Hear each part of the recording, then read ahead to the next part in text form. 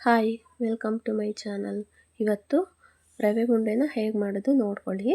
ಏನೇನು ಬೇಕು ಇಂಗ್ರೀಡಿಯೆಂಟ್ಸ್ ಅಂತ.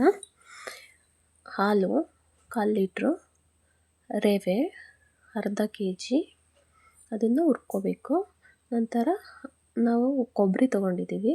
ಆ ಕೊಬ್ಬರಿ ಏನಕ್ಕೆ ತೊಗೊಂಡಿದ್ದೀವಿ ಅಂದರೆ ಚೆನ್ನಾಗಿರುತ್ತೆ, ಜಾಸ್ತಿ ದಿವಸ ಉಳಿಯುತ್ತೆ, ಹಂಗಾಗಿ ಏನೂ ಆಗಲ್ಲ, ಕೆಡಲ್ಲ ಅಂತ ಹೇಳ್ಬಿಟ್ಟು ಅದನ್ನು ತೊಗೊಂಡಿದ್ದೀವಿ. ಅರ್ಧ kg ಸಕ್ಕರೆ ತೊಗೊಂಡು 4 ಏಲಕ್ಕಿ ಕಾಯಿನ ತೊಗೊಂಡಿದ್ದೀನಿ.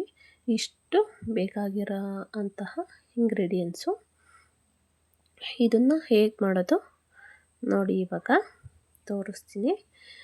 ಕೊಬ್ಬರಿನ ನೀಟಾಗಿ ಆ ರೀತಿ ಹೆಚ್ಕೊಂಡಿದ್ದೀನಿ ಅಲ್ವಾ, ಅದನ್ನು ಮಿಕ್ಸಿ ಜಾರ್ಗೆ ಹಾಕೊಳ್ಳೋಣ. ಸ್ವಲ್ಪ ತರಿಯಾಗಿ ಗ್ರೈಂಡ್ ಮಾಡಿಕೊಂಡ್ರೆ ಚೆನ್ನಾಗಿರುತ್ತೆ. ಏಲಕ್ಕಿನೂ ಸಹ ಹಾಕ್ತಾಯಿದ್ದೀನಿ ನಾನು ಅದಕ್ಕೆ. ನೋಡಿ, ಈ ರೀತಿ ಗ್ರೈಂಡ್ ಮಾಡಿಕೊಂಡು ಅದಕ್ಕೆ ಹಾಕ್ಕೋಬೇಕು. ಒಂದು ಪ್ಲೇಟಿಗೆ ಹಾಕ್ಕೊಂಡು ಇಟ್ಕೋಬೇಕು. ಮತ್ತು ನಂತರ ಈಗ ಸಕ್ಕರೆ ಹಾಕ್ತಾಯಿದ್ದೀನಿ. ಸಕ್ಕರೆನೂ ಸಹ ನೀಟಾಗಿ ಸ್ವಲ್ಪ ಪುಡಿ ಮಾಡಿಕೊಂಡ್ರೆ ಚೆನ್ನಾಗಿರುತ್ತೆ.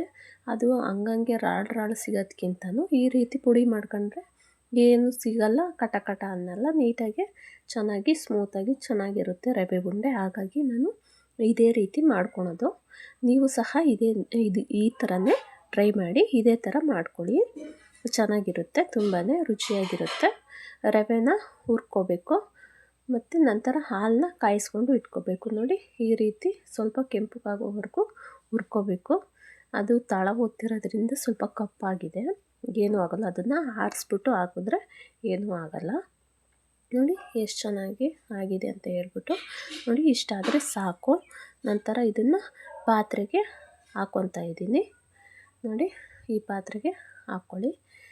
ಪಾತ್ರೆಗೆ ಹಾಕ್ಕೊಂಡ ನಂತರ ಅದಕ್ಕೆ ಕೊಬ್ಬರಿ ತುರಿನ ಆ್ಯಡ್ ಮಾಡ್ಕೊತಾ ಇದ್ದೀನಿ. ಕೊಬ್ಬರಿ ತುರಿನ ಆ್ಯಡ್ ಮಾಡ್ಕೊಂಡಿದ ನಂತರ ಸ್ವಲ್ಪ ಸಕ್ಕರೆನ ಹಾಕ್ಕೊತಾ ಇದ್ದೀನಿ. ನೋಡಿ ಹಾಕ್ಕೊಳ್ಳಿ. ನಾನು ಅರ್ಧ kg ಸಕ್ಕರೆ ಇಟ್ಕೊಂಡಿದ್ದೀನಿ. ಈಗ ಒಂದು 1/4 kg ಹಾಕ್ಕೊತಾ ಇದ್ದೀನಿ. ಮತ್ತು ನನಗೆ ಇವಾಗ ಸಕ್ಕರೆ ಬೇಕು ಅನ್ನಿಸ್ತು, ಹಾಗಾಗಿ ಇನ್ನೊಂದು ಸ್ವಲ್ಪ ಸಕ್ಕರೆನ ಹಾಕ್ಕೊತಾ ಇದ್ದೀನಿ.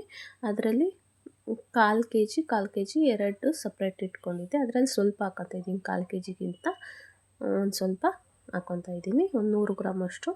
ಅಲ್ಲಿಗೆ ಒಂದು ಅರ್ಧ kgಗಿಂತ ಸ್ವಲ್ಪ ಕಡಿಮೆನೇ ಹಾಕ್ಕೊಳ್ಳಿ, ಸಾಕಾಗುತ್ತೆ. ಹಾಲನ್ನ ಕಾಯಿಸ್ಕೊಂಡು ಇಟ್ಕೊಂಡಿದ್ದೆ. ನೋಡಿ, ಈ ರೀತಿ ಹಾಕ್ಕೊಂಡು ನೀಟಾಗಿ ಕಲಿಸ್ಕೋಬೇಕು.